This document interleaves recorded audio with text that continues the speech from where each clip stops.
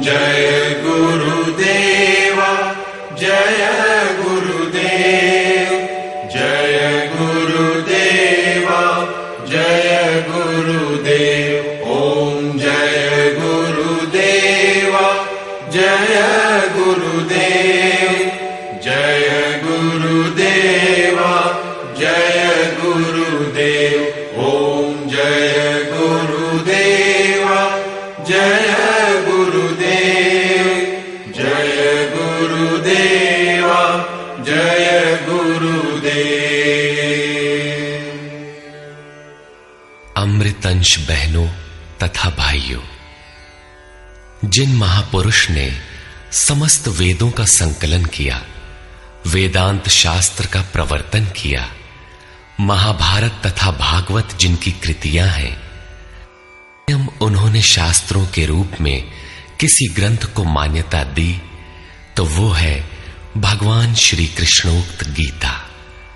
तरह तरह की पूजा पद्धतियां, परस्पर विरोधी संगठन धर्म के नाम पर प्रचलित हैं, जबकि धर्म का लक्ष्य है एक परमात्मा की शोध। कल्याण स्वरूप वो परमात्मा एक है, उसे प्राप्त करने की निश्चित क्रिया का पालन धर्म है। जब परमात्मा एक है, उसे प्राप्त करने की क्रिया एक है, तो बहुत से पंथ क्यों? इसके समाधान के लिए प्रस्तुत है यथार्थ गीता का भावांश, ये गीता कैसेट। धर्म के सरल स्वरूप और उसकी प्राप्ति हेतु निर्धारित क्रिया का क्रमबद्ध तथा पूर्ण विवरण योगेश्वर श्री कृष्णोक्त गीता है। विश्व के प्रत्येक महापुरुष ने जो कुछ भी साधन बताया है, वो सब का सब तथा अनेक गोपनीय स्थितियों का स्पष्टीकरण अकेले गीता में है। इसलिए संपूर्ण मानव जाति के कल्याण का अतर्क शास्त्र गीता है। महाभारत में संकेत है कि जब कौरवों और पांडवों की सेनाएं आमने सामने खड़ी हो गईं, तो संपूर्ण निशांतर कौरवों में प्रवेश कर गए और सभी देवता पांडवों में। इस कथन से महर्षि व्यास ने स्पष्ट कर दिया कि गीता के सभी पात्र देवता या असुर हैं तथा प्रतीकात्मक हैं। प्रत्येक मनुष्य के अंतःकरण में दैवी और आसुरी दो प्रकृतियां अनादिकाल से हैं। दैवी शक्तियों के सहयोग से जब मनुष्य अपने आत्म स्वरूप की ओर अग्रसर होता है, तो काम, क्रोध, राग, द्वेष इत्यादि आसुरी वृत्तियां बाधा के रूप में आक्रमण करती हैं। उनका पार पाना ही वास्तविक युद्ध है। अर्जुन श्रेय के लिए विकल था। उसकी दृष्टि में श्रेय का उपाय था कुल धर्म, पिंडोदक क्रिया, वर्ण संकर से बचाव, कुल क्षय से बचने के लिए युद्ध न करना इत्यादि। मात्र इतनी सी शंका के समाधान हेतु भगवान को उसे 18 अध्याय गीता समझानी पड़ी। अंत में पूछा कि क्या तेरा मोह नष्ट हुआ? अर्जुन ने स्वीकार किया कि भगवान, मेरा मोह नष्ट हो गया और अब मैं वैसा ही करूंगा जैसा भगवान ने उपदेश दिया है। वस्तुतः ये केवल अर्जुन की शंका नहीं थी, बल्कि मानव मात्र की शंका है कि श्रेय क्या है, उसे कैसे प्राप्त करें। इसलिए स्त्री पुरुष, आबाल वृद्ध, मानव मात्र के लिए गीता के 18 अध्याय का अनुशीलन एवं नियमित पाठ नितांत आवश्यक है, जिससे ब्रह्म विधि की स्मृति सृजित रहे तथा बच्चों में भी इन कल्याणकारी संस्कारों का सृजन हो सके। इस गीता ज्ञान के बिना कोई भी मनुष्य उस ईश्वर के पथ पर नहीं चल सकता। अक्षय सुख, शाश्वत शांति, लोक में समृद्धि तथा मूल शंका समाधान हेतु इन कैसेटों का संकलन किया गया है। इसके नियमित श्रवण से संपूर्ण परिवार तथा स्वजन समुदाय को सुसंस्कृत करें। संसार में कहीं भी मनुष्य हो, उसके लिए गीता सदैव अमृत वाहिनी है। गीता आपका शास्त्र है। गौरव का विषय है कि 5000 वर्ष से भी अधिक अंतराल के बाद श्री कृष्ण का यथार्थ गायन आपके सम्मुख है।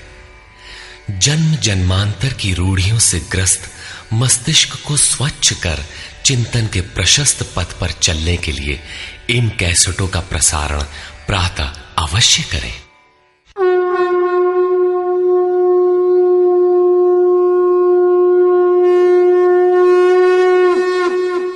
ओम श्री परमात्मने नमः।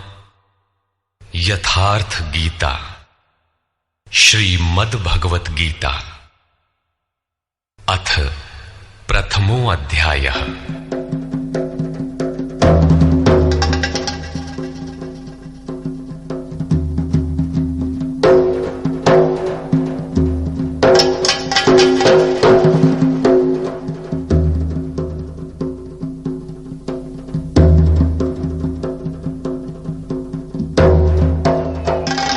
धृतराष्ट्र उवाच।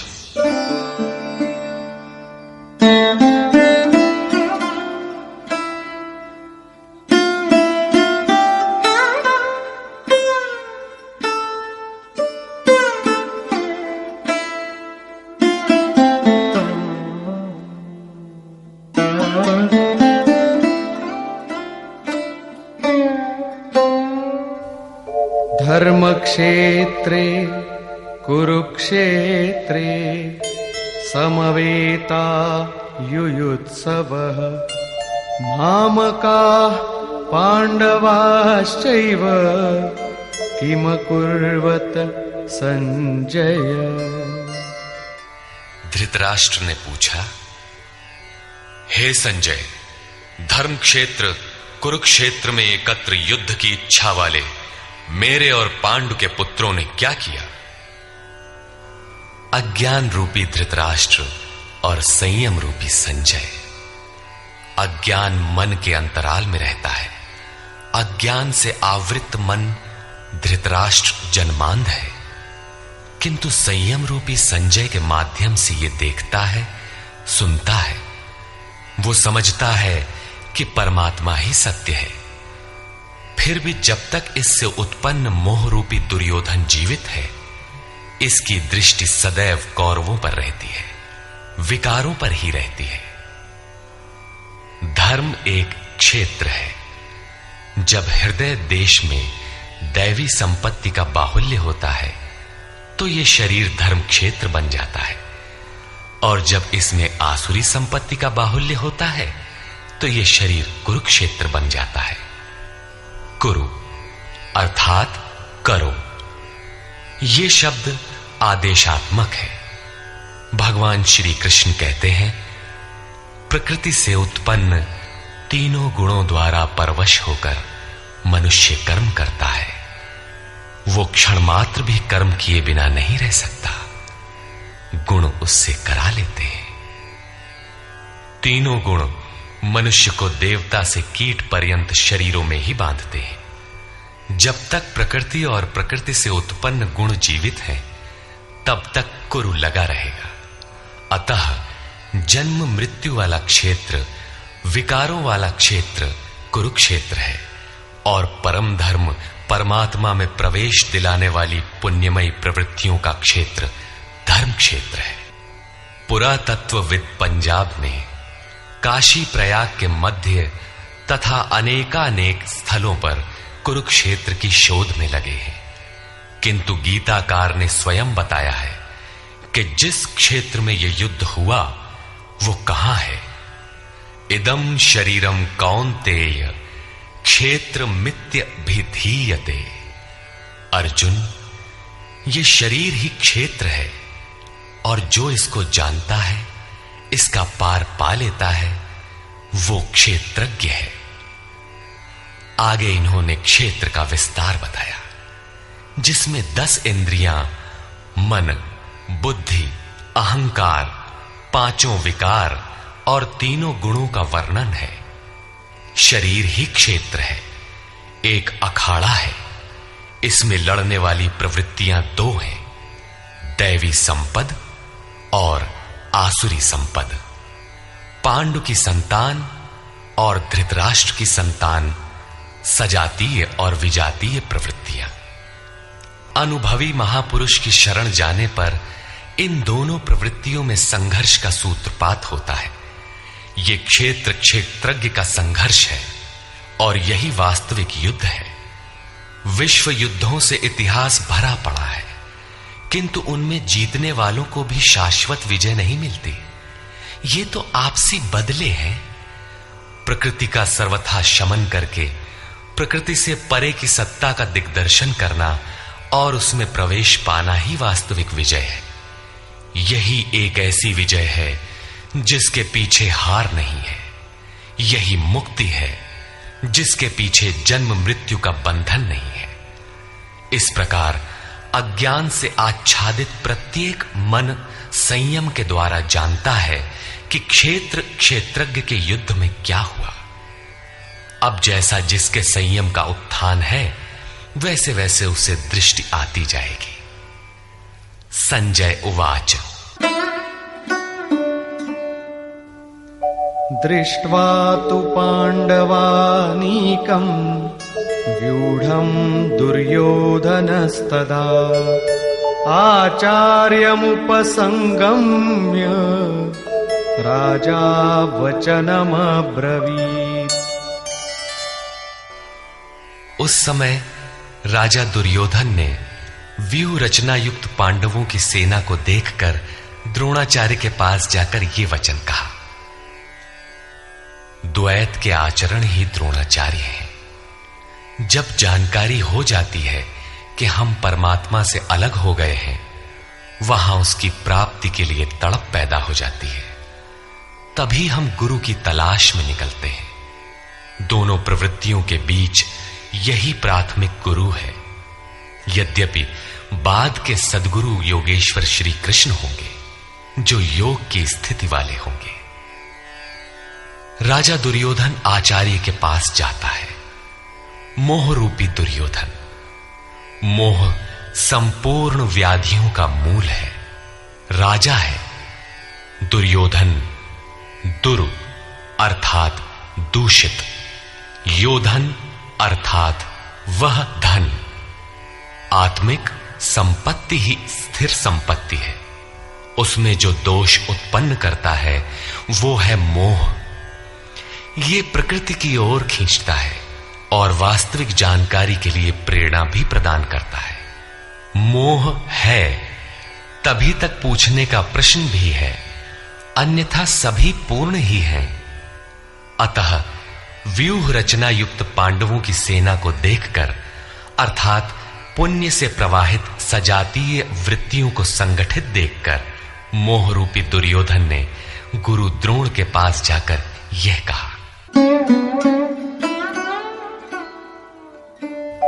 पश्यैतां पाण्डुपुत्राणाम्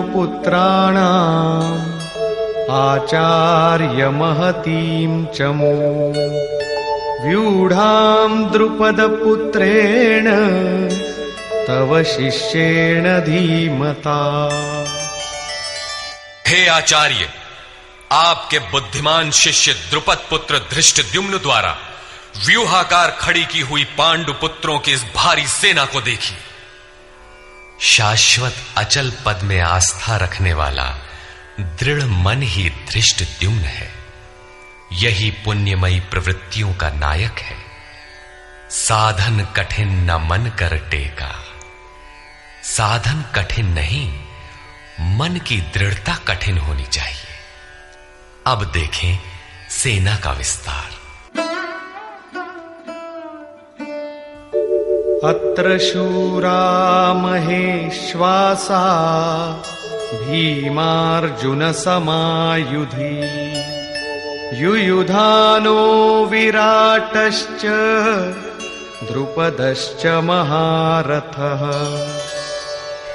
इस सेना में महेश्वासा, महान ईश में वास दिलाने वाले भाव रूपी भीम, अनुराग रूपी अर्जुन के समान बहुत से शूरवीर, जैसे सात्विकता रूपी सात्यकी, विराट सर्वत्र ईश्वरी प्रवाह की धारणा, महारथी राजा द्रुपद अर्थात अचल स्थिति तथा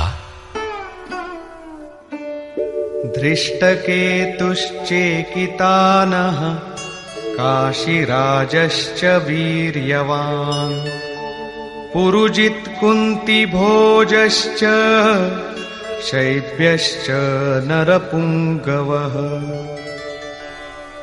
धृष्टकेतुः दृढ़ कर्तव्य, चेकितानः जहां भी जाए वहां से चित्त को खींचकर इष्ट में स्थिर करना, काशीराजः काया रूपी काशी में ही वो साम्राज्य है, पुरजित स्थूल सूक्ष्म और कारण शरीरों पर विजय दिलाने वाला पुरुजित, कुंती भोजः कर्तव्य से भव पर विजय, नरों में श्रेष्ठ शैव्य अर्थात सत्य व्यवहार।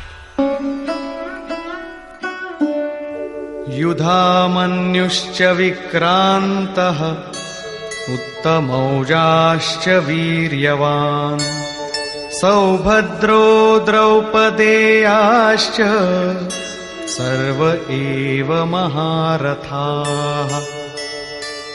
और पराक्रमी युधामन्यु, युद्ध के अनुरूप मन की धारणा, उत्तमौजाः शुभ की मस्ती, सुभद्रा पुत्र अभिमन्यु। जब शुभ आधार आ जाता है तो मन भय से रहित हो जाता है।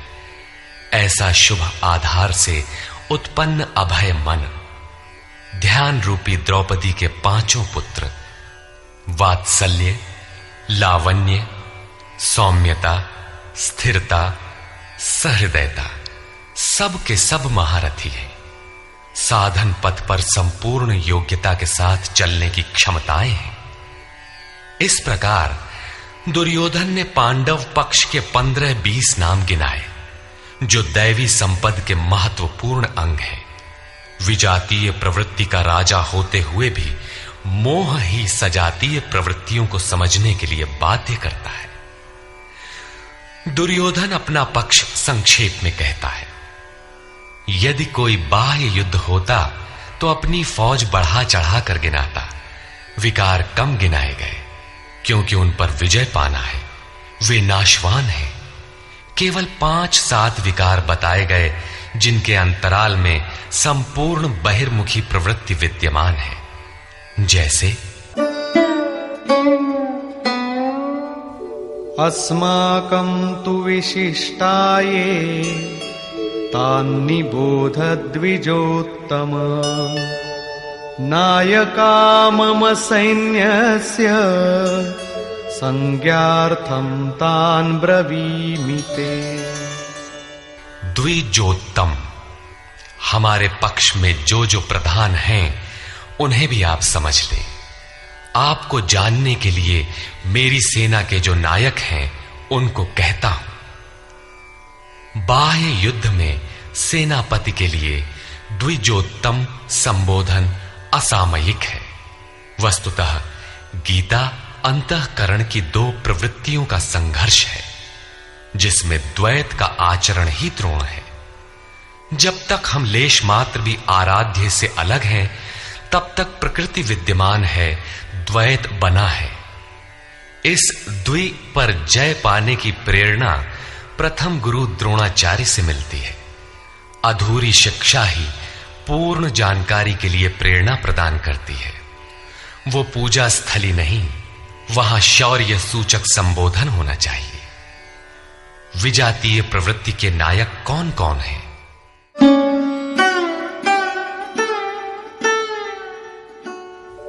भवान् भीष्मश्च कर्णश्च कृपश्च समितिञ्जयः अश्वत्थामा विकर्णश्च सौमदत्तिस्तथैव च। एक तो स्वयं आप द्वैत के आचरण रूपी द्रोणाचार्य हैं, भ्रम रूपी पितामह भीष्म हैं। भ्रम इन विकारों का उद्गम है, अंत तक जीवित रहता है, इसलिए पितामह है। समूची सेना मर गई, ये जीवित था, शरशैया पर अचेत था। फिर भी जीवित था। ये है भ्रम रूपी भीष्म। भ्रम अंत तक रहता है। इसी प्रकार विजातीय कर्म रूपी कर्ण तथा संग्राम विजयी कृपाचार्य है। साधनावस्था में साधक द्वारा कृपा का आचरण ही कृपाचार्य है। भगवान कृपाधाम है और प्राप्ति के पश्चात संत का भी वही स्वरूप है। किंतु साधन काल में जब तक हम अलग हैं, परमात्मा अलग है। विजातीय प्रवृत्ति जीवित है, मोहमयी घिराव है। ऐसी परिस्थिति में साधक यदि कृपा का आचरण करता है तो वो नष्ट हो जाता है। सीता ने दया की तो कुछ काल लंका में प्रायश्चित करना पड़ा।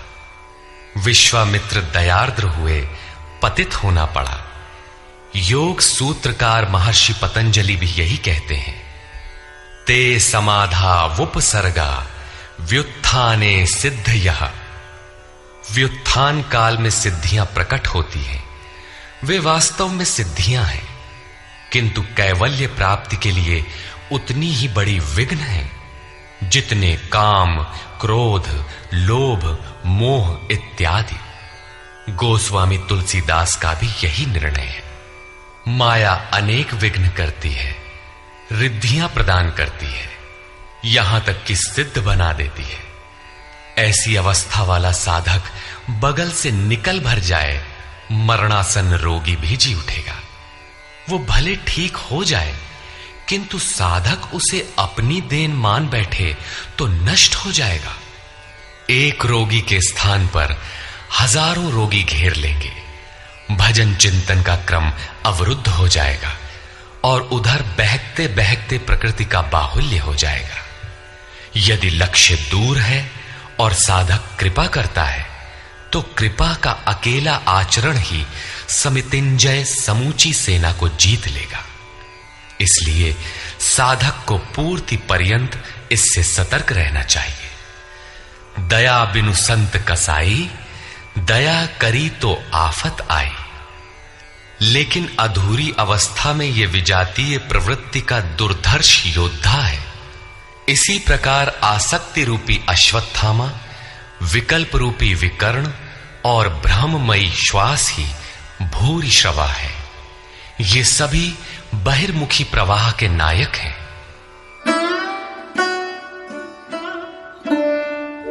अन्ये च बहवः शूराः मदर्थे त्यक्तजीविताः नानाशस्त्रः प्रहरणाः सर्वे युद्धविशारदाः।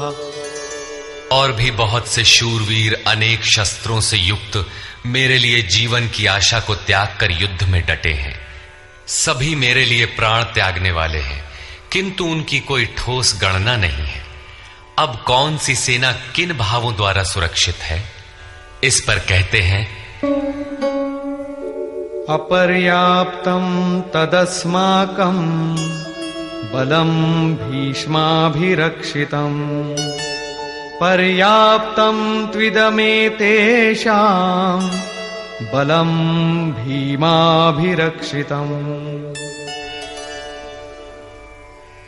भीष्म द्वारा रक्षित हमारी सेना सब प्रकार से अजेय है और भीम द्वारा रक्षित इन लोगों की सेना जीतने में सुगम है।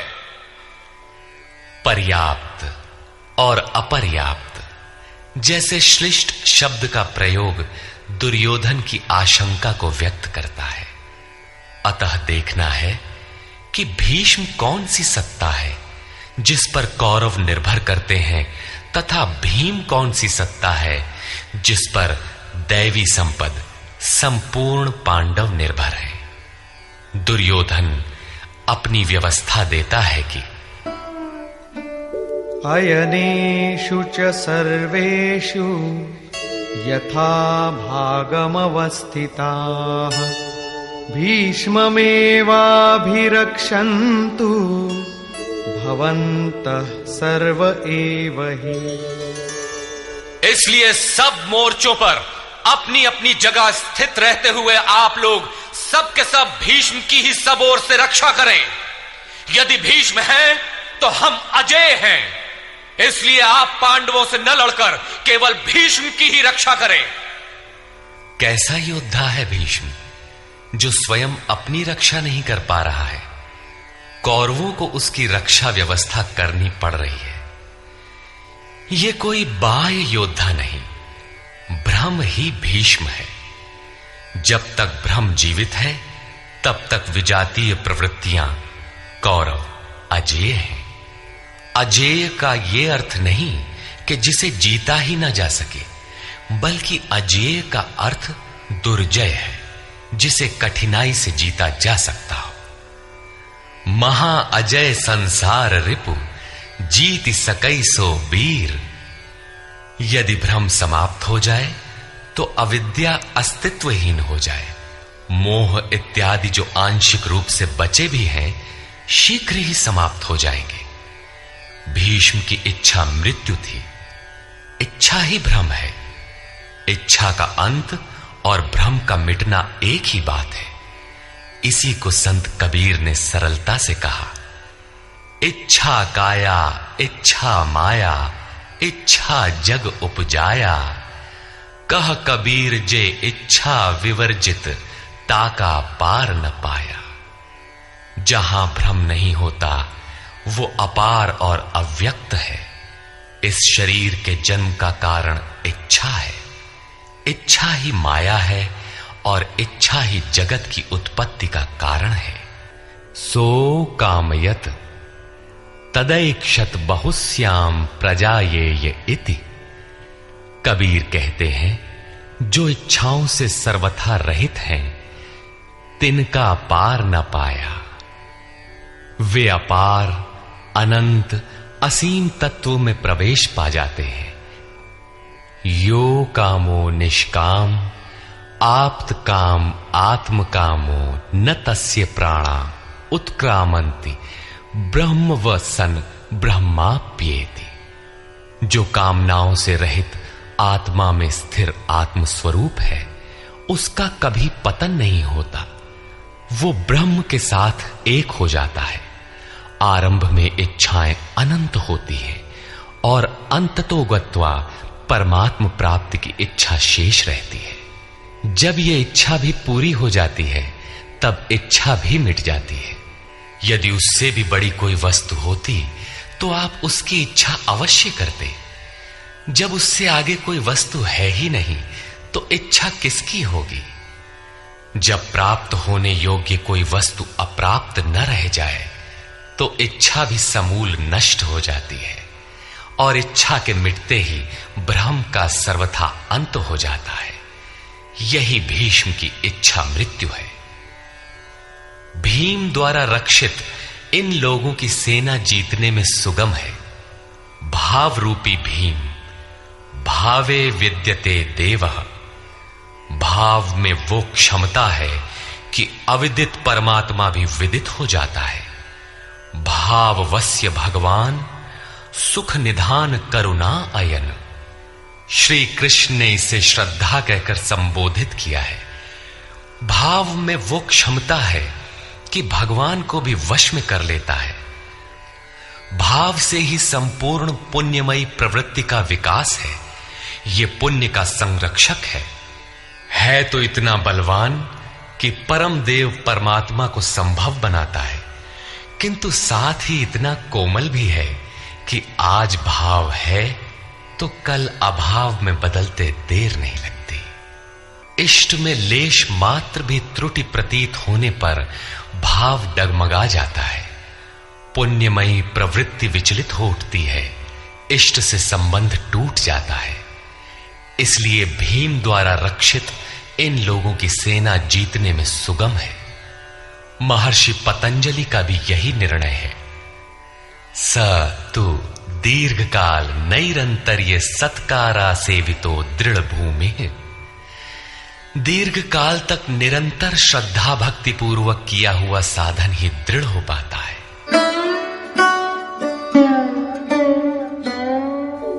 तस्य संजनयन् हर्षं कुरु वृद्धः पितामहः सिंहनादं विनद्योच्चैः शंखं दध्मौ प्रतापवान्।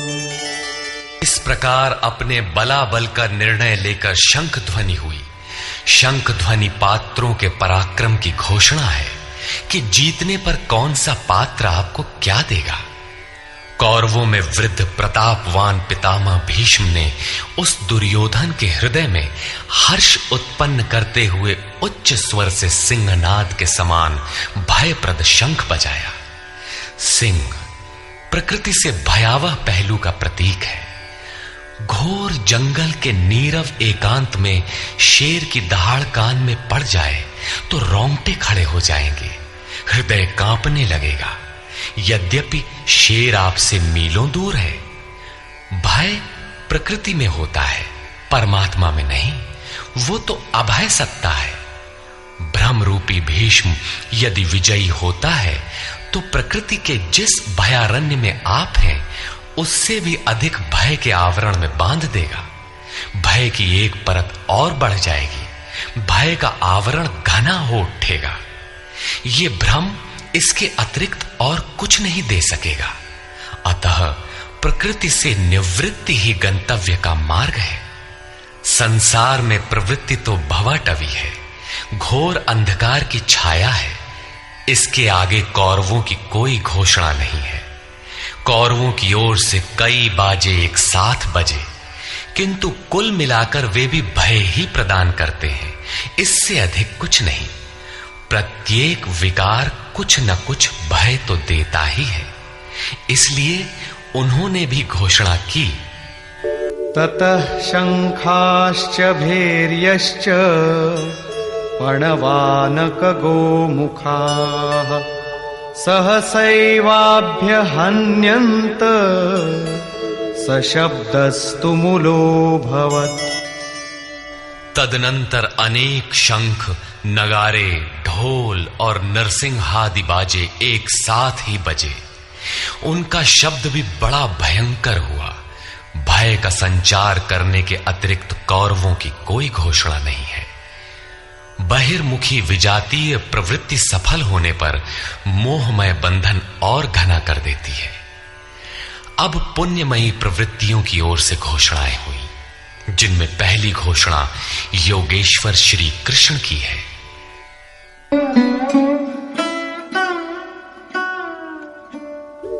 ततः श्वेतैर्हयैर्युक्ते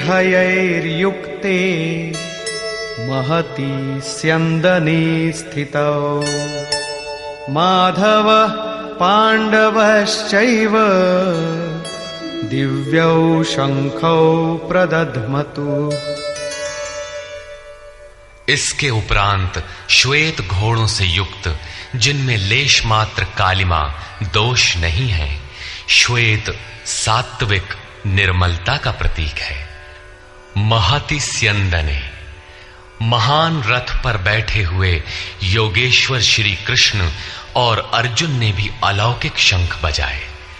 अलौकिक का अर्थ है लोकों से परे। मृत्युलोक, देवलोक, ब्रह्मलोक, जहां तक जन्म मरण का भय है, उन समस्त लोकों से परे पारलौकिक, पारमार्थिक स्थिति प्रदान करने की घोषणा योगेश्वर श्री कृष्ण की है। सोने चांदी काठ का रथ नहीं, रथ अलौकिक, शंख अलौकिक, अतः घोषणा भी अलौकिक ही है। लोकों से परे एकमात्र ब्रह्म है, सीधा उससे संपर्क स्थापित कराने की घोषणा है। पांचजन्यं ऋषिकेशो देवदत्तं धनञ्जयः पौंड्रं दध्मौ महाशंखं भीमकर्मावृकोदरः।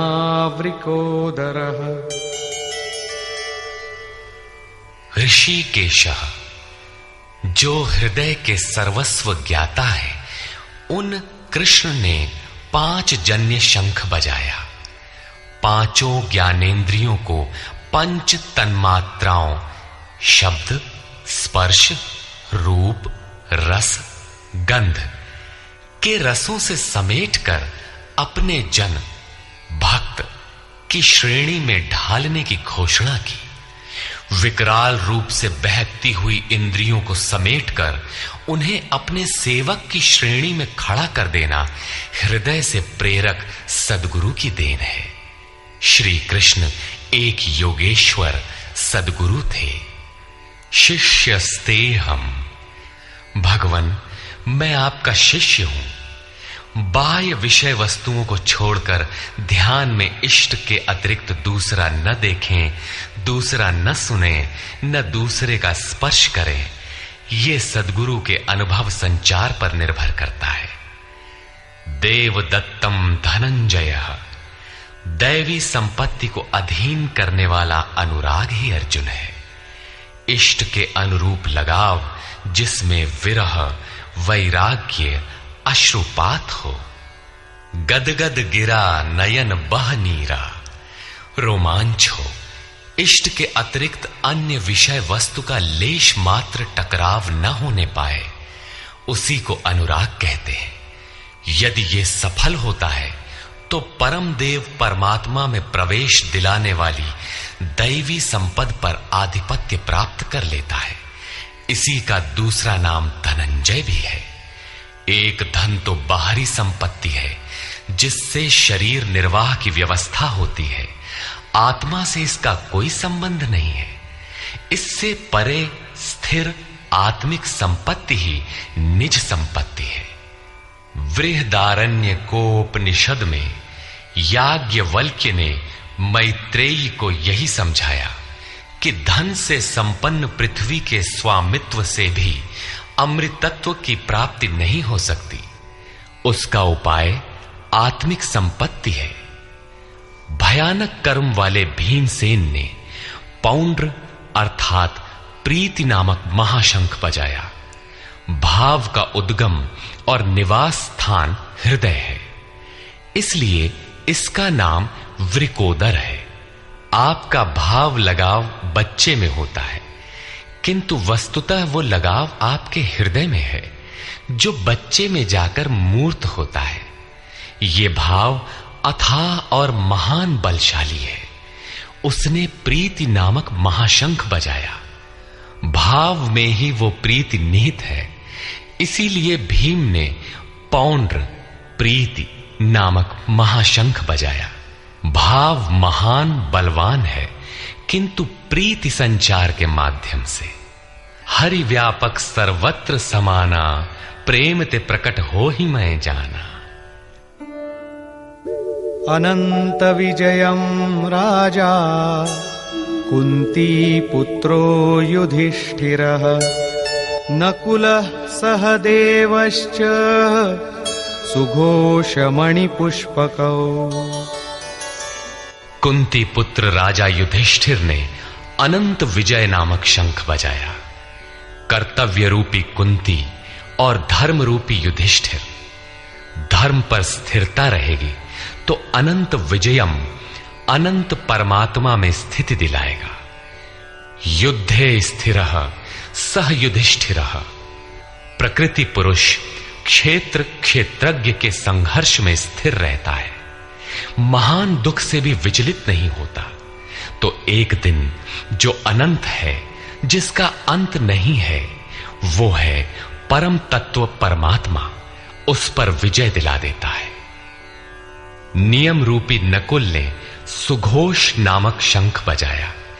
ज्यों-ज्यों नियम उन्नत होगा, अशुभ का शमन होता जाएगा, शुभ घोषित होता जाएगा। सत्संग रूपी सहदेव ने मणिपुष्पक शंख बजाया। मनीषियों ने प्रत्येक श्वास को बहुमूल्य मणि की संज्ञा दी है। हीरा जैसी श्वासा बातों में बीती जाए। एक सत्संग तो वो है जो आप सत्पुरुषों की वाणी से सुनते हैं, किंतु यथार्थ सत्संग आंतरिक है। श्री कृष्ण के अनुसार आत्मा ही सत्य है, सनातन है। चित्त सब ओर से सिमटकर आत्मा की संगत करने लगे, यही वास्तविक सत्संग है। ये सत्संग चिंतन, ध्यान और समाधि के अभ्यास से संपन्न होता है। ज्यों-ज्यों सत्य के सान्निध्य में सुरत टिकती जाएगी, त्यों-त्यों एक-एक श्वास पर नियंत्रण मिलता जाएगा। मन सहित इंद्रियों का निरोध होता जाएगा। जिस दिन सर्वथा निरोध होगा, वस्तु प्राप्त हो जाएगी। वाद्य यंत्रों की तरह चित्त का आत्मा के स्वर में स्वर मिलाकर संगत करना ही सत्संग है। बाह्य मणि कठोर है, किंतु श्वास मणि पुष्प से भी कोमल है। पुष्प तो विकसित होने या टूटने पर कुम्हलाता है, किंतु आप अगले श्वास तक जीवित रहने की गारंटी नहीं दे सकते। किंतु सत्संग सफल होने पर प्रत्येक श्वास पर नियंत्रण दिलाकर परम लक्ष्य की प्राप्ति करा देता है। इसके आगे पांडवों की कोई घोषणा नहीं है, किंतु प्रत्येक साधन कुछ न कुछ निर्मलता के पथ में दूरी तय करता है। आगे कहते हैं,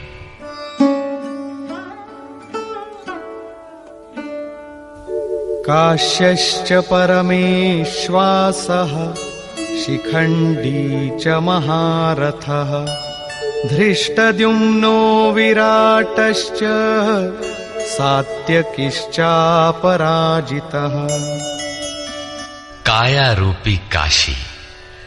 पुरुष जब सब ओर से मन सहित इंद्रियों को समेटकर काया में ही केंद्रित करता है, तो परमेश्वासः परम ईश में वास का अधिकारी हो जाता है। परम ईश में वास दिलाने में सक्षम काया ही काशी है। काया में ही परम ईश का निवास है। परमेश्वास का अर्थ श्रेष्ठ धनुष वाला नहीं, बल्कि परम धन ईश धन वास है। शिखा सूत्र का त्याग ही शिखंडी है। आजकल लोग सिर के बाल कटा लेते हैं और सूत्र के नाम पर गले की जनेऊ हटा लेते हैं, अग्नि जलाना छोड़ देते हैं। हो गया सन्यास उनका। नहीं, वस्तुतः शिखा लक्ष्य का प्रतीक है जिसे आपको पाना है, और सूत्र है संस्कारों का। जब तक आगे परमात्मा को पाना शेष है, पीछे संस्कारों का सूत्रपात लगा हुआ है, तब तक त्याग कैसा, सन्यास कैसा? अभी तो चलने वाले पथिक हैं। जब प्राप्तव्य प्राप्त हो जाए, पीछे लगे हुए संस्कारों की डोर कट जाए, ऐसी अवस्था में ब्रह्म सर्वथा शांत हो जाता है। इसलिए शिखंडी ही ब्रह्म रूपी भीष्म का विनाश करता है। शिखंडी चिंतन पथ की विशिष्ट योग्यता है, महारथी है। धृष्टद्युम्न दृढ़ और अचल मन तथा विराटः सर्वत्र विराट ईश्वर का प्रसार देखने की क्षमता इत्यादि दैवी संपद के प्रमुख गुण हैं। सात्विकता ही सात्य की है। सत्य के चिंतन की प्रवृत्ति अर्थात सात्विकता यदि बनी है तो कभी गिरावट नहीं आने पाएगी। इस संघर्ष में पराजित नहीं होने देगी।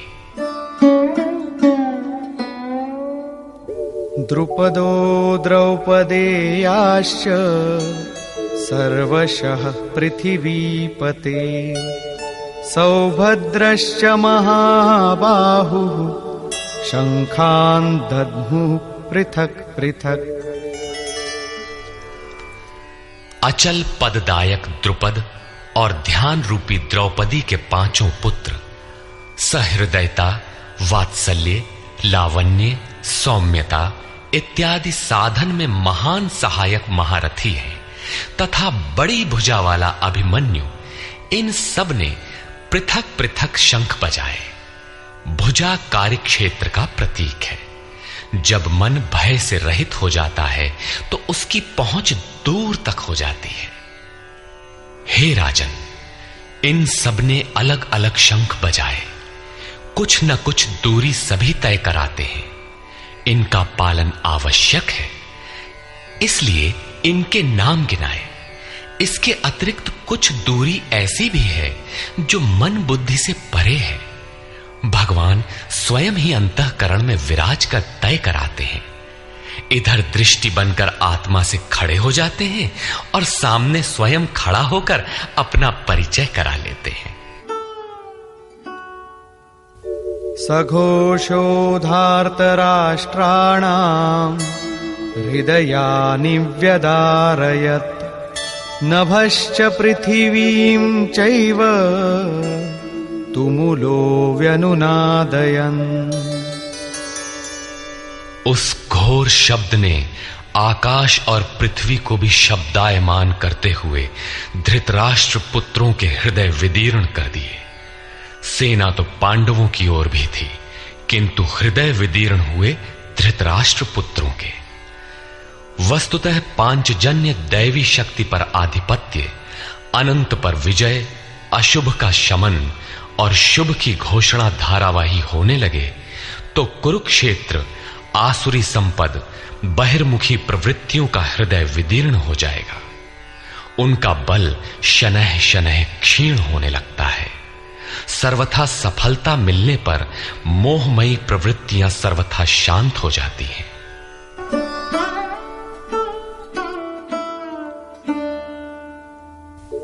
अथ व्यवस्थितान् दृष्ट्वा धार्तराष्ट्रान् कपिध्वजः प्रवृत्ते शस्त्रसम्पाते धनुरुद्यम्य पाण्डवः। ऋषिकेशं तदा वाक्यम् इदमाह महीपते सेनयोरुभयोर्मध्ये रथं स्थापयमेच्युत। संयम रूपी संजय ने अज्ञान से आवृत मन को समझाया कि हे राजन, उसके उपरांत कपिध्वजः वैराग्य रूपी हनुमान, वैराग्य ही ध्वज है जिसका, ध्वज राष्ट्र का प्रतीक माना जाता है। कुछ लोग कहते हैं ध्वजा चंचल थी, इसलिए कपिध्वज कहा गया, किंतु नहीं, यहां कपि साधारण बंदर नहीं, स्वयं हनुमान थे, जिन्होंने मान अपमान का हनन किया था। सममान निरादर आदरहीन। प्रकृति की देखी सुनी वस्तुओं से, विषयों से राग का त्याग ही वैराग्य है। अतः वैराग्य ही जिसकी ध्वजा है, उस अर्जुन ने व्यवस्थित रूप से धृतराष्ट्र पुत्रों को खड़े देखकर शस्त्र चलने की तैयारी के समय धनुष उठाकर ऋषिकेशम, जो हृदय के सर्वस्व ज्ञाता है, उन योगेश्वर श्री कृष्ण से ये वचन कहा, हे अच्युत, जो कभी च्युत नहीं होता, मेरे रथ को दोनों सेनाओं के बीच खड़ा करिए। यहां सारथी को दिया गया आदेश नहीं, इष्ट सदगुरु से की गई प्रार्थना है, किस लिए खड़ा करें?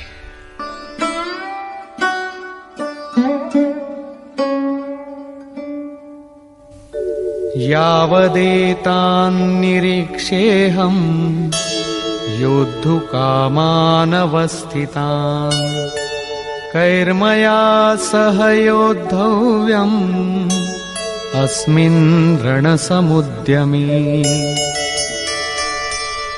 जब तक मैं इन स्थित हुए युद्ध की कामना वालों को अच्छी प्रकार देख न लूं कि इस युद्ध के उद्योग में मुझे किन किन के साथ युद्ध करना योग्य है, इस युद्ध व्यापार में मुझे किन किन के साथ युद्ध करना है। योत्स्यमानानवेक्षेऽहम् य एतेऽत्र समागताः धार्तराष्ट्रस्य दुर्बुद्धेर्युद्धे प्रियचिकीर्षवः। दुर्बुद्धि दुर्योधन का युद्ध में कल्याण चाहने वाले जो ये राजा लोग इस सेना में आए हैं, उन युद्ध करने वालों को मैं देखूंगा, इसलिए खड़ा करें। मोह रूपी दुर्योधन, मोहमयी प्रवृत्तियों का कल्याण चाहने वाले जो राजा इस युद्ध में आए हैं, उनको मैं देख लूं। संजय उवाच।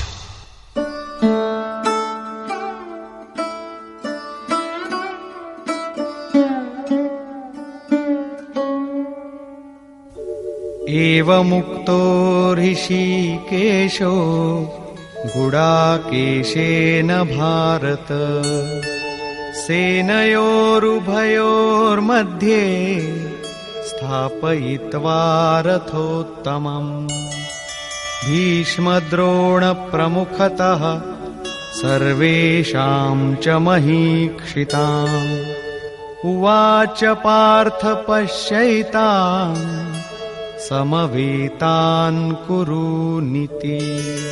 संजय बोला, निद्राजयी अर्जुन द्वारा इस प्रकार कहे जाने पर हृदय के ज्ञाता श्री कृष्ण ने दोनों सेनाओं के बीच भीष्म, द्रोण और महीक्षिताम शरीर रूपी पृथ्वी पर अधिकार जमाए हुए संपूर्ण राजाओं के बीच उत्तम रथ को खड़ा करके कहा कि पार्थ, इन इकट्ठे हुए कौरवों को देख, यहां उत्तम रथ सोने चांदी का रथ नहीं है। संसार में उत्तम की परिभाषा नश्वर शरीर के प्रति अनुकूलता प्रतिकूलता से की जाती है। ये परिभाषा अपूर्ण है। जो हमारे आत्मा हमारे स्वरूप का सदैव साथ दे वही उत्तम है, जिसके पीछे अनुत्तम मलिनता न हो।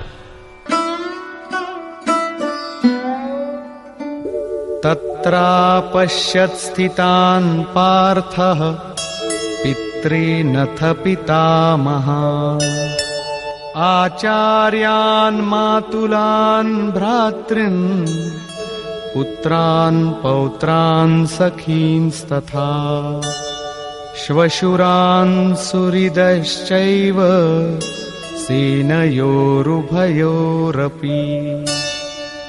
इसके उपरांत अचूक लक्ष्य वाले पार्थिव शरीर को रथ बनाने वाले पार्थ ने उन दोनों सेनाओं में स्थित पिता के भाइयों को, पितामहों को, आचार्यों को, मामाओं को, भाइयों को, पुत्रों को, पौत्रों को, मित्रों को, श्वसुरों को और सुहृदों को देखा। दोनों सेनाओं में अर्जुन को केवल अपना परिवार, मामा का परिवार, ससुराल का परिवार, सुहृद और गुरुजन दिखाई पड़े। प्रचलित गणना के अनुसार 18 अक्षौहिणी 2.5-3 अरब के लगभग होता है, जो आज के विश्व की जनसंख्या के समकक्ष है। इतने मात्र के लिए यदा कदा विश्व स्तर पर आवास खाद्य समस्या बन जाती है। इतना बड़ा जन समूह अर्जुन के 3-4 रिश्तेदारों का परिवार मात्र था। क्या इतना बड़ा भी किसी का परिवार होता है? कदापि नहीं। ये हृदय देश का चित्रण है। तान् समीक्ष्य स कौन्तेयः सर्वान् बन्धूनवस्थितान् कृपया परयाविष्टो विषीदन्निदमब्रवीत्। इस प्रकार खड़े हुए उन संपूर्ण बंधुओं को देखकर अत्यंत करुणा से आवृत वो कुंती पुत्र अर्जुन शोक करता हुआ बोला। अर्जुन उवाच,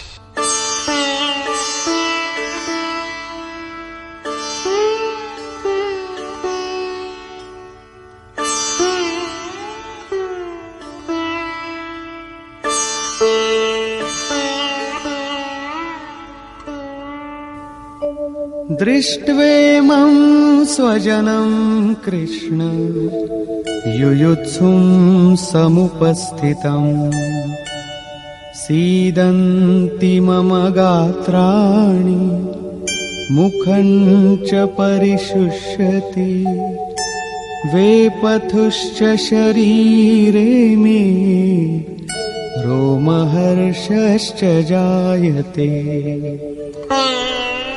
हे कृष्ण, इस युद्ध की इच्छा वाले खड़े हुए स्वजन समुदाय को देखकर मेरे अंग शिथिल हुए जाते हैं, मुख सूखा जाता है और मेरे शरीर में कंप तथा रोमांच हो रहा है। इतना ही नहीं, गांडीवं स्रंसते हस्तात् त्वक्चैव परिदह्यते न च शक्नोम्यवस्थातुम् भ्रमतीव च मे मनः। हाथ से गांडीव गिरता है, त्वचा भी जल रही है।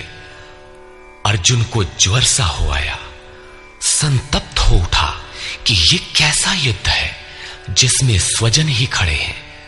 अर्जुन को भ्रम हो गया। वो कहता है, अब मैं खड़ा रह पाने में भी अपने को असमर्थ पा रहा हूं। अब आगे देखने की सामर्थ्य नहीं है। निमित्तानि च पश्यामि विपरीतानि केशव न च श्रेयोनुपश्यामि हत्वा स्वजनमाहवे। हे केशव, इस युद्ध का लक्षण भी विपरीत ही देखता हूं। युद्ध में अपने कुल को मारकर परम कल्याण भी नहीं देखता हूं। कुल को मारने से कल्याण कैसे होगा?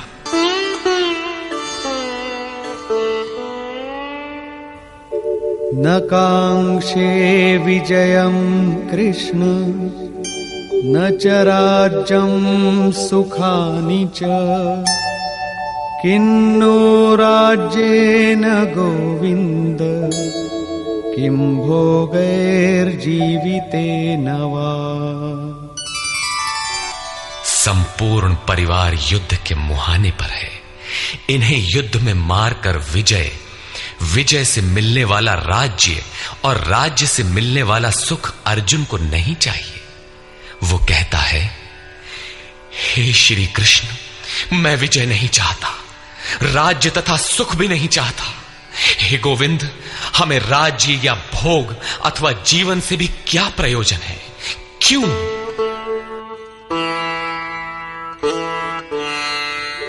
येषामर्थे काङ्क्षितं नो राज्यं भोगाः सुखानि च तैमेव स्थिता युद्धे प्राणान् त्यक्त्वा धनानि च। हमें जिनके लिए राज्य भोग और सुखादिक इच्छित हैं, वे ही परिवार जीवन की आशा त्याग कर युद्ध के मैदान में खड़े हैं।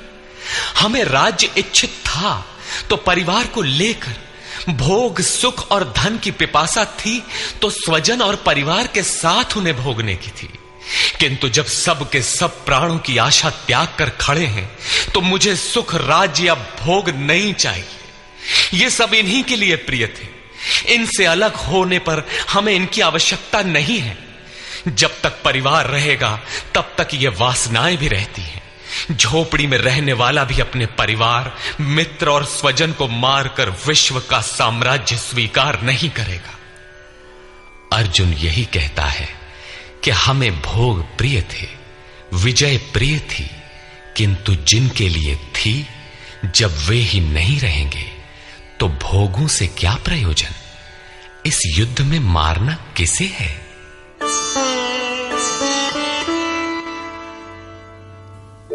आचार्याः पितरः पुत्राः तथैव च पितामहाः मातुलाः श्वशुराः पौत्राः शालाः संबंधिनस्तथा।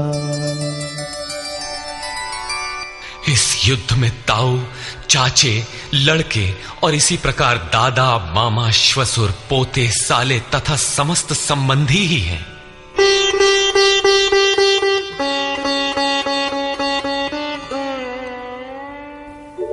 एतान्न हन्तुमिच्छामि घ्नतोऽपि मधुसूदन अपि त्रैलोक्यराज्यस्य हेतो किन्नु मही कृते।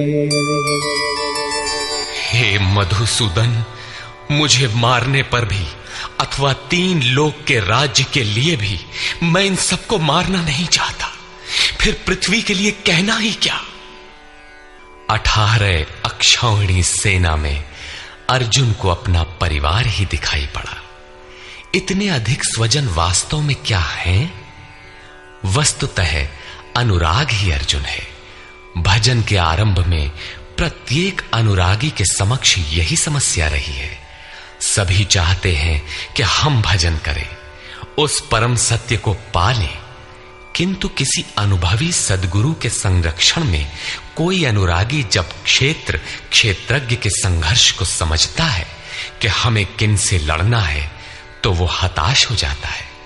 वो चाहता है कि हमारे पिता का परिवार, ससुराल का परिवार, मामा का परिवार, सुहृद, मित्र और गुरुजन साथ रहें, सभी सुखी रहें और इन सब की व्यवस्था करते हुए हम परमात्म स्वरूप की प्राप्ति भी कर लें। किंतु जब वो समझता है कि आराधना में अग्रसर होने के लिए परिवार छोड़ना होगा, इन संबंधों का मोह समाप्त करना होगा, तो वो अधीर हो उठता है। पूज्य महाराज जी कहा करते थे, मरना और साधु होना बराबर है। साधु के लिए सृष्टि में दूसरा कोई जीवित है भी, किंतु घर वालों के नाम पर कोई नहीं है। यदि कोई है तो लगाव है, मोह समाप्त कहां हुआ? जहां तक लगाव है, उसका पूर्ण त्याग, उस लगाव के अस्तित्व मिटने पर ही उसकी विजय है। इन संबंधों का प्रसार ही तो जगत है, अन्यथा जगत में हमारा क्या है? तुलसीदास कहे चिद विलास जग, बूझत बूझत बूझ है। मन का प्रसार ही जगत है। योगेश्वर कृष्ण ने भी मन के प्रसार को ही जगत कहकर संबोधित किया। जिसने इसके प्रभाव को रोक लिया, उसने चराचर जगत ही जीत लिया। इहैव तैर्जितः सर्गो येषां साम्ये स्थितम मनः। केवल अर्जुन अधीर था, ऐसी बात नहीं है। अनुराग सबके हृदय में है। प्रत्येक अनुरागी अधीर होता है, उसे संबंधी याद आने लगते हैं। पहले वो सोचता था कि भजन से कुछ लाभ होगा तो ये सब सुखी होंगे, इनके साथ रहकर उसे भोगेंगे। जब ये साथ ही नहीं रहे तो सुख लेकर क्या करेंगे? अर्जुन की दृष्टि राज्य सुख तक ही सीमित थी। वो त्रिलोकी के साम्राज्य को ही सुख की पराकाष्ठा समझता था। इसके आगे भी कोई सत्य है, इसकी जानकारी अर्जुन को अभी नहीं है। निहत्य धार्तराष्ट्रान्नः का प्रीति स्याज्जनार्दन पापमेवाश्रयेदस्मान् हत्वैतानाततायिनः।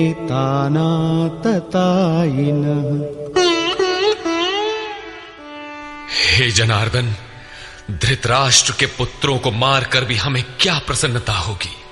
जहां धृतराष्ट्र अर्थात धृष्टता का राष्ट्र है, उससे उत्पन्न मोह रूपी दुर्योधन इत्यादि को मारकर भी हमें क्या प्रसन्नता होगी?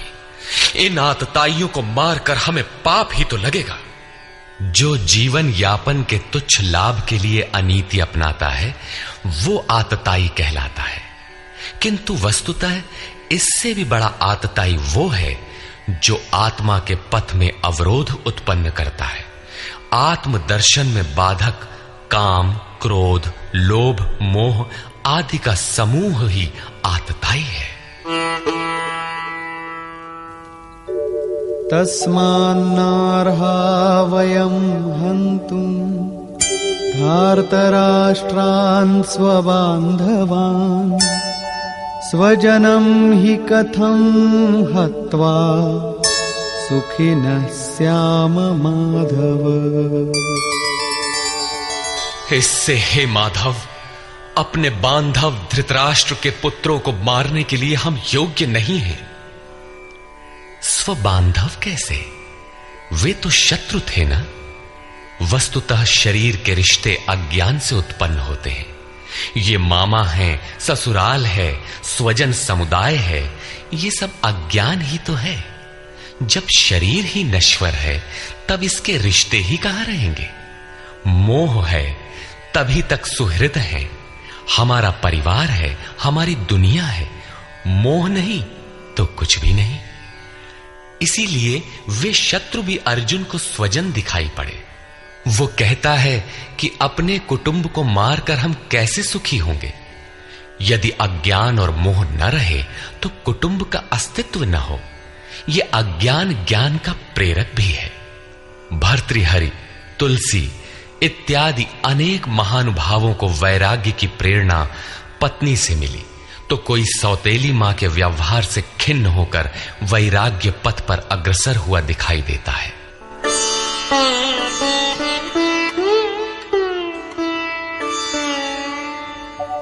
यद्यप्येतेन पश्यन्ति लोभोपहत चेतसः कुलक्षयकृतं दोषं मित्रद्रोहे च पातकम्। यद्यपि लोभ से भ्रष्ट चित्त हुए ये लोग कुल नाश के दोष और मित्र द्रोह के पाप को नहीं देखते हैं, ये उनकी कमी है। फिर भी कथं न ज्ञेयमस्माभिः पापादस्मान्निवर्तितुं कुलक्षयकृतं दोषं प्रपश्यद्भिर्जनार्दन। हे जनार्दन, कुल नाश से होने वाले दोषों को जानने वाले हम लोगों को इस पाप से हटने के लिए क्यों नहीं विचार करना चाहिए? मैं ही पाप करता हूं ऐसी बात नहीं, आप भी भूल करने जा रहे हैं। कृष्ण पर भी आरोप लगाया। अभी वो समझ में अपने को कृष्ण से कम नहीं मानता। प्रत्येक नया साधक सद्गुरु की शरण जाने पर इसी प्रकार तर्क करता है और अपने को जानकारी में कम नहीं समझता। यही अर्जुन भी कहता है कि ये भले न समझें, किंतु हम आप तो समझदार हैं। कुल नाश के दोषों पर हमें विचार करना चाहिए। कुल नाश में दोष क्या है? कुलक्षये प्रणश्यन्ति कुलधर्माः सनातनाः धर्मे नष्टे कुलं कृत्स्नम् अधर्मोऽभिभवत्युत। कुल के नाश होने से सनातन कुल धर्म नष्ट हो जाते हैं। अर्जुन कुल धर्म कुलाचार को ही सनातन धर्म समझ रहा था। धर्म के नाश होने पर संपूर्ण कुल को पाप भी बहुत दबा लेता है। अधर्माभिभवात् कृष्ण प्रदुष्यन्ति कुलस्त्रियः स्त्रीषु दुष्टासु वार्ष्णेय जायते वर्णसंकरः। हे कृष्ण, पाप के अधिक बढ़ जाने से कुल की स्त्रियां दूषित हो जाती हैं। हे वार्ष्णेय, स्त्रियों के दूषित होने पर वर्ण संकर उत्पन्न होता है। अर्जुन की मान्यता थी कि कुल की स्त्रियों के दूषित होने से वर्ण संकर होता है, किंतु श्री कृष्ण ने इसका खंडन करते हुए आगे बताया कि मैं अथवा स्वरूप में स्थित महापुरुष यदि आराधना क्रम में भ्रम उत्पन्न कर दे तब वर्ण संकर होता है। वर्ण संकर के दोषों पर अर्जुन प्रकाश डालता है।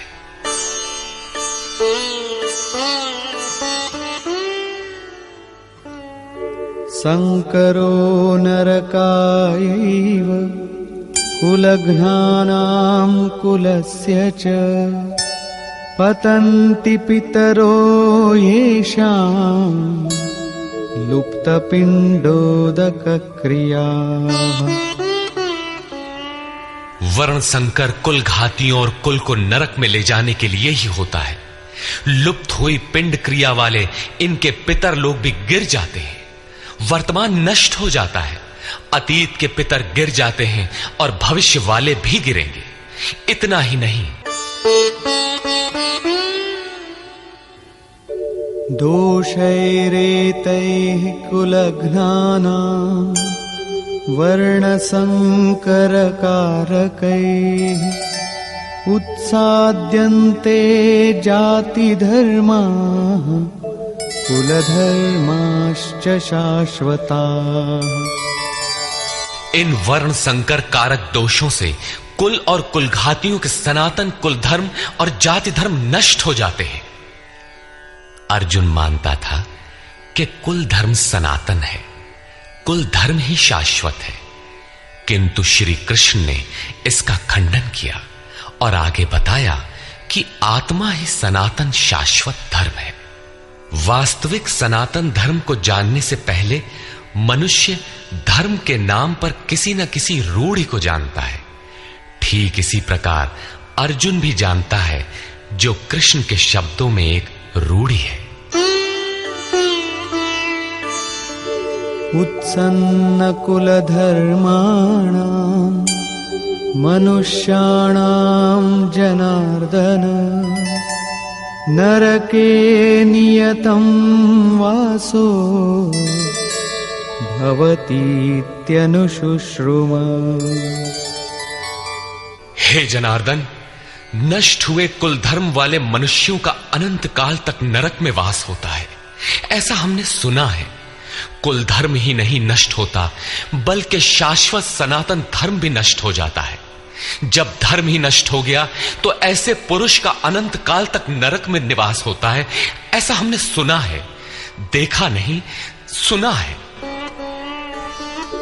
अहो बत महत् पापं कर्तुं व्यवसिता वयं यद्राज्य सुखलोभेन हन्तुं स्वजनमुद्यताः।